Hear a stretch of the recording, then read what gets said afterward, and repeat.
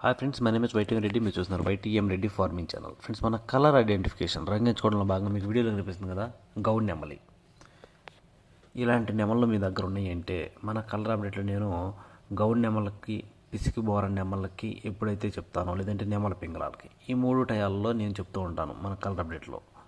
ఈ 3 టయాల్లో ఉపయోగించుకోవచ్చు దీన్ని. ఇంకోటి వచ్చేసి కోడి నెమల పింగళ టైంలో కూడా ఉపయోగించుకోవచ్చు.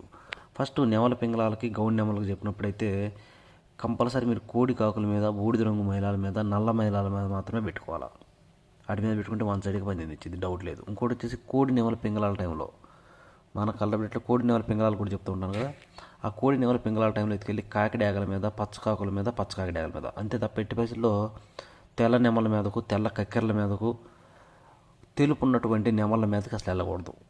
తెల్ల నెమల్లో, తెల్ల కక్కెరలో, కోడి నెమల పింగళాలు, తెల్ల పింగళాలు, ఇలాంటి వాటి మీదకి అసలు వెళ్ళదు. కాకి డాగల మీద మాత్రమే పెట్టుకోండి.